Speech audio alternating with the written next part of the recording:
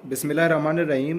आज का जो टॉपिक है वो 8.5 क्वेश्चन से स्टार्ट करेंगे, जो कि ये भी बाइनोमियल डिस्ट्रीब्यूशन का एक टॉपिक है। क्वेश्चन नंबर ए जुज में कह रहा है, if the probability of getting caught copying someone else exam is 0.2, find the probability of the not getting caught in attempts assume independence. यहाँ पे वो बेसिकली बात कर रहा है कि एक एग्ज़ाम है जिसमें से 0.5 हमने प्रोबेबिलिटी दी गई है कि इतने बंदे काट हुए, चीट किए जिन्होंने एग्ज़ाम में, और हमें प्रोबेबिलिटी निकालना है कि टोटल 3 अटैम्प्ट्स में किसने चीट नहीं किया। तो इसको भी हल करेंगे। बेसिकली इसमें हमसे क्यू के बारे में पूछ रहा है कि कितने बंदों ने चीट नहीं किया। क्वेश्चन नंबर बी में हमसे पूछ रहा है, if 60% of the voter in a large district prefer candidate A, what is the law probability that in the sample of the 12 voters exactly 7 will prefer A। यहाँ पे वो कह रहा है कि एक कैंडिडेट है ए है जिसको एक लार्ज डिस्ट्रिक्ट में प्रेफर किया है, जिसके वोटर्स 60% है, और उसकी प्रोबेबिलिटी मालूम करना है सैम्पल स्पेस में जिसकी 12 वोटर्स हैं और एग्जैक्टली 7 को प्रेफर कर रहा है। इस सवाल में बेसिकली हमें एग्जैक्टली 7 को डिफाइन करना चाहिए, और इसके साथ साथ मैं आपको इस क्वेश्चन में मीन और वेरिएंस के बारे में बताऊंगा। वो भी आगे भी क्वेश्चन होंगे, लेकिन इस क्वेश्चन में अगर बाइनोमियल के थ्रू मीन और वेरिएंस के बारे में बताऊंगा तो आपके लिए बेस्ट रहेगा, क्योंकि अक्सर टीचर क्वेश्चन में पूछते रहते हैं कि इस क्वेश्चन के साथ साथ हमें मीन और वेरिएंस भी निकाल के दे दें। तो इस क्वेश्चन में आपको मैं मीन और वेरिएंस भी साथ साथ आपको बता दूंगा। क्वेश्चन नंबर 8.5 के सी जो में पूछ रहा है कि the probability that a patient recover from a delicate heart operation is 0.9, what is the probability that exactly 5 of the next 7 patients having this operation survive। यहाँ पे इसमें वो पूछ रहा है कि प्रोबेबिलिटी उसने दी हुई है पी जो कि 0.9 है, और जिसमें एग्जैक्टली 5 को वो प्रेफर कर रहा है, जिसमें टोटल 7 पेशेंट थे, जिसमें से 5 ने सर्वाइव किया था टोटल 5 में से, जिसमें से हमने बिल्कुल सेम टू सेम बी जूस की तरह निकालना है, टेबल बनाना पड़ेगा। सी जूस आप खुद प्रैक्टिस कीजिएगा, बी जूस मैं आपको समझा देता हूँ। जी बिल्कुल, जिस तरह क्वेश्चन नंबर 8.5 के जूस में मैंने आपको कहा था कि क्वेश्चन में दिया गया है कि एक एग्ज़ाम हो रहा है जिसमें से उसने प्रोबेबिलिटी दी हुई थी 0.5, और वो पूछ रहा था कि कितने बंदों ने चीट किया है। तो टोटल उसने अटैम्प्ट 3 का बताया था, तो यहाँ पे एन हमारा 3 होगा। क्यू को हम निकाल सकते हैं पी के थ्रू 1 - पी करके। यहाँ पे बेसिकली हमसे पूछ रहा था क्यू के बारे में। क्यू का फार्मूला है क्यू की पावर एन, जो कि एन की कीमत 3 है, 0.3 0.8 की पावर 3। तो इसका मतलब है कि कोई भी पकड़ा नहीं गया, तो कोई भी कार्ड नहीं हुआ, तो इसलिए इसका फार्मूले मुताबिक इसको एन की कीमत पुट करके इसकी इजीली वैल्यू निकाल सकते हैं। क्वेश्चन नंबर 8.5 के बी जूस में बताया गया था कि कैंडिडेट ए के प्रेफर के मुताबिक जिसने उसने प्रोबेबिलिटी दिया गया था 60% उसकी प्रोबेबिलिटी थी, उसको हम कन्वर्ट करेंगे परसेंट के थ्रू, जिसमें से उसने एन बी हमें बताया गया था कि टोटल जो वोटर्स हैं वो 12 हैं, जिसमें उसने ये भी बताया था कि एग्जैक्टली 7 को प्रेफर करना है कैंडिडेट ए में। तो हम एक टेबल बनाएंगे, जितना एन की वैल्यू 12 है तो एक्स की वैल्यू भी 12 ही होगा, तो 0 से लेकर 12 तक हम टेबल बनाएंगे। टेबल बनाने का मकसद ये है कि हम ट्रैक्ट भी कर सकते थे कि 12 कम्बिनेशन साथ लेके उसका हम इजीली निकाल सकते थे। तो टेबल बनाने का जो मेन मकसद है वो इनको ऐड करके जो एक जवाब आएगा, तो इसका मतलब है कि हमारा टेबल बिल्कुल ठीक ठाक है और ये आंसर भी ठीक ही है। दूसरी चीज़ मैंने आपको ये भी बताया था कि मैं इसके साथ साथ आपको मीन और वेरिएंस के बारे में बताऊंगा। मीन और वेरिएंस के मुताबिक इसका जो बुनियादी मकसद है वो एक फार्मूला है मीन और वेरिएंस का। मीन का जो फार्मूला है वो summation x P of x, जिसके लिए हमें एक अलग टेबल बनाना पड़ेगा, और वेरिएंस का भी एक अलग फार्मूला है जिसमें से x square P of x दिया गया था, तो उसके लिए हमें एक अलग टेबल बनाना पड़ेगा। तो यहाँ पे टेबल ऑलरेडी बने हुए हैं टाइम की बचत के लिए। तो इसको जो सबसे पहले जो क्वेश्चन में पूछा गया था वो प्रेफर 7 को करना था। टेबल बनाएंगे, जो 7 के आगे जो भी इसकी जो आंसर होगा तो वो हमारा इजीली आंसर रहेगा। अगर क्वेश्चन में पूछा जाए कि इसके साथ साथ मुझे मीन और वेरिएंस भी निकाल के दो, तो मीन के लिए जो फार्मूला लगा जाता है वो summation x P of x है। तो एक्स और पी ऑफ एक्स की एक टेबल बनाएंगे, जो 0 एक्स के जो आगे जो भी वैल्यूज़ हैं उसको पी ऑफ एक्स के साथ मल्टीप्लाई करेंगे, और इन सब को ऐड करेंगे, वो summation x P F x के वैल्यूज़ होंगे। दूसरी चीज़ उसमें वेरिएंस के बारे में पूछा गया था। वेरिएंस में उसने x square P F x है, जिसमें से हमें एक अलग टेबल बनाना पड़ेगा। ऑलरेडी टेबल बना हुआ है।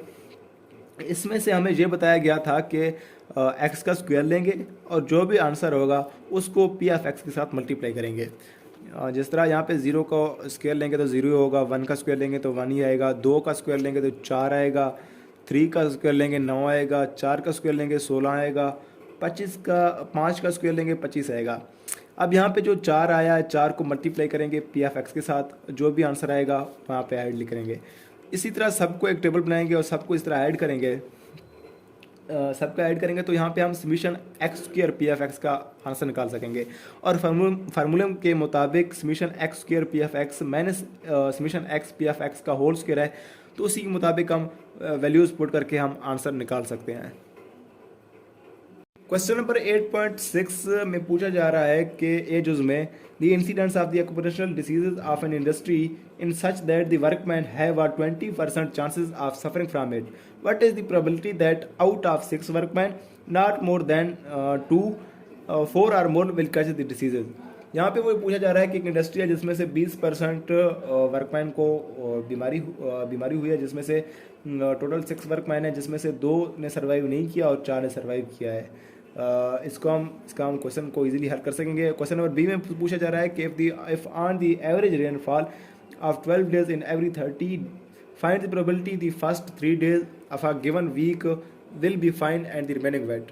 क्वेश्चन नंबर ए को हल करेंगे, क्वेश्चन नंबर बी को आप खुद हल कीजिएगा, खुद प्रैक्टिस कीजिएगा। यहाँ पे जो पी बताया जा रहा है वो 12/30 है, और 12/30 को हम डिवाइड करेंगे, जो भी आंसर होगा तो वो पी होगा, प्रोबेबिलिटी होगी, और क्यू को हम पी के जरिए निकाल सकेंगे।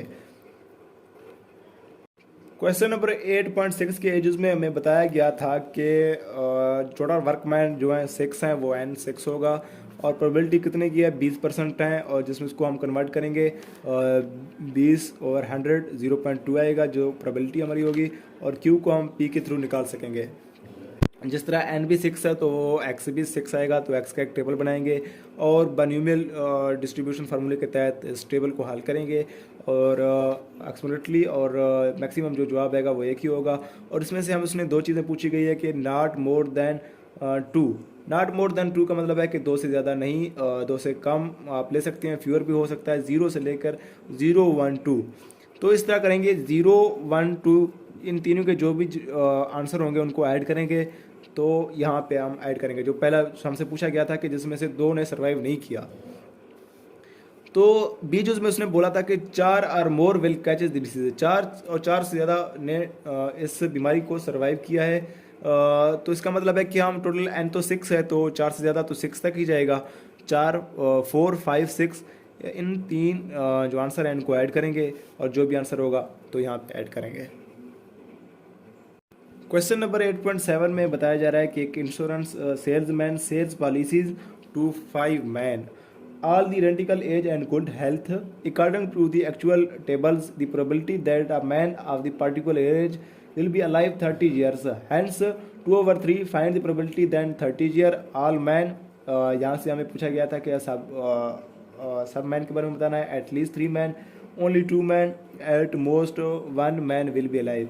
यहाँ पे पूछा जा रहा है कि एक सेल्समैन है, पॉलिसीज है जिसमें से 5 मैन है, जो कि एन हमारा 5 होगा, जिनकी अच्छी सेहत है, अच्छी आइडेंटिकल एज है, जिसमें से उसने बताया प्रोबेबिलिटी 2/3 है। 2/3 को डिवाइड करेंगे, प्रोबेबिलिटी निकल आएगा, क्यू को हम पी के थ्रू निकाल सकेंगे। और यहाँ पे हमसे पूछा जा रहा है कि ऑल मैन के बारे में पूछा जा रहा है, एटलीस्ट 3 मैन के बारे में पूछा जा रहा है, ओनली 2 मैन के बारे में पूछा जा रहा है, at most 1 will be alive इसके बारे में पूछा जा रहा है। तो इसको सॉल्व करेंगे। इस क्वेश्चन में टोटल एन की वैल्यू हमें बताया गया था, टोटल सेल्समैन की वैल्यू बताया गया था कि टोटल 5 है, प्रोबेबिलिटी भी बताया था कि 2/3 है, इसको डिवाइड करके 0.66 निकालेंगे। क्यू की वैल्यू भी ऑलरेडी हम निकाल सकते हैं पी के थ्रू 1 - पी करके। यहाँ पे टोटल हमें ऑल मैन के बारे में बताया गया था, एटलीस्ट 3 मैन के बारे में बताया गया था, ओनली 2 मैन के बारे में बताया गया था, at most 1 man will be alive के बारे में बताया गया था। तो एन हमारे पास 5 है तो एक्स भी 5 होगा। एक्स की 5 का एक टेबल बनाएंगे बर्नौली थ्योरम के जरिए, डिस्ट्रीब्यूशन के जरिए, उसको फार्मूले के जरिए वैल्यूज़ को पुट करेंगे, उनको वैल्यूज़ को ऐड करके जो मैक्सिमम वैल्यू होगा 1 होगा, तो इसका मतलब हमारा टेबल बिल्कुल ठीक है। तो यहाँ पे हमसे क्या पूछा गया था कि आलमैन कितने हैं, टोटल 5 हैं। 5 किया कि जो भी आंसर है 0.1252, तो ये हमारा आलमैन का आंसर आ गया। दूसरे में पूछा गया कि एटलीस्ट 3 मैन, 3 या 3 से ज़्यादा। 3 से ज़्यादा कितने हम जा सकते हैं, एन तो 5 है, तो 3 से ज़्यादा लेकर हम 5 तक जाएंगे। तो 3 से लेकर 5 तक जो भी वैल्यूज़ होंगे इनको हम ऐड करेंगे, और ये एटलीस्ट 3 मैन का जो जवाब होगा वो 0.78 होगा। तीसरे में बताया गया था कि ओनली 2 मैन मतलब है कि एक्स की वैल्यू 2 है।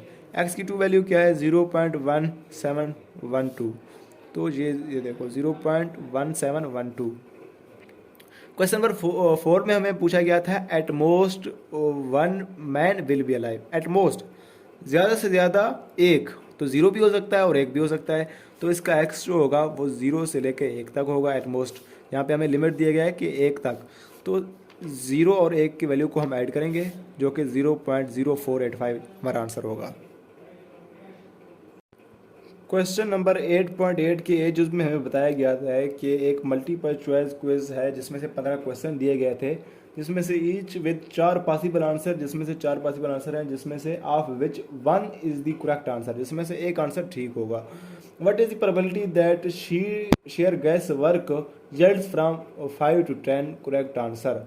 यहाँ पे एक मल्टीपल चॉइस दिया गया था जिसकी क्विज 15 क्वेश्चन है, और जिसमें से ईच पॉसिबल 5 आंसर, जिसमें से एक आंसर ठीक होगा। यहाँ पे एन होगा वो 15 होगा, जो पी होगा वो 1/4 होगा, और जिसमें से हमें प्रोबेबिलिटी निकालना है वो 5 से लेकर 10 तक। जबकि एन जो 15 है तो एक्स भी 15 होगा। तो यहाँ पे हमें निकालना क्या है, 5 से लेकर 10 तक। तो वो टेबल बनाएंगे, टेबल के ज़रिए जो 5 से 10 तक जो भी वैल्यूज़ होंगे एक्स के, उनको ऐड करेंगे, और जो आंसर होगा वो इसी के बारे में पूछा जा रहा है। क्वेश्चन नंबर बी जो आप खुद हल करेंगे बिल्कुल सेम टू सेम और क्वेश्चन नंबर 1 की तरह है, जिसमें से पूछा जा रहा है कि a computer drive to each morning the route she takes each day include 10 stop light, assume the work probability each stop light is red when she get is it 0.2 that stop light। जिसमें से यहाँ पे stop light के बारे में पूछा जा रहा है कि टोटल 10 स्टॉप लाइट हैं, जो कि हमारा n 10 होगा, और हर रेड जो कि स्टॉप लाइट हैं उनकी प्रोबेबिलिटी उन्हें दी हुई है 0.2। और यहाँ पे पूछा क्या जा रहा है कि what is the probability of X the number time the she must stop of the red light on her to work, evaluate X की power 0, evaluate X less than by 5। एक जो टेबल बनेगा एक्स की, तो x के table के मुताबिक जो 0 की वैल्यू होगी वो ये आंसर होगा, और एक्स लेस देन बाय 5 जो कि एक्स की वैल्यू के सामने जो 0 से लेकर 5 तक इनको ऐड करेंगे, और जो भी आंसर निकलेगा वो इसी के बारे में पूछा जा रहा है। तो क्वेश्चन नंबर 8.8 के जुज़ की तरफ चलते हैं, वो आपको समझा देता हूँ। जिस तरह क्वेश्चन में पूछा गया था कि टोटल एक क्विज क्वेश्चन है जिसमें से टोटल 15 क्वेश्चन है, जो कि हमारा एन जो 15 होगा, पी उसने दिया गया था कि टोटल 4 में से एक करेक्ट आंसर होगा, जो कि हमारा प्रोबेबिलिटी है 0.25। क्यू हम निकाल सकते हैं 1.3 पी के थ्रू, जो कि हमें निकालना था 5 to 10 के बारे में, इसकी क्या प्रोबेबिलिटी होगी। तो एन जो कि 15 है तो एक्स तक भी 15 ही होगा, जबकि निकालना हमें 5 to 10 तक है। तो 0 से लेकर 15 तक टेबल बनाएंगे, उसको बायनॉमियल डिस्ट्रीब्यूशन की तरह हल करेंगे, फार्मूले के मुताबिक वैल्यूज़ पुट करेंगे, और जो भी वैल्यूज़ होगा जो कि मैक्सिमम जवाब जाएगा 1। और हमसे पूछा क्या जा रहा है कि 5 to 10, जो 5 से लेके 10 तक जो आंसर होगा उसी के बारे में पूछा जा रहा है। इनको सबको, इन वैल्यूज़ को ऐड करेंगे, और जो भी आंसर होगा उसको हम ऐड करेंगे, जो कि आंसर आया हुआ है 0.3133।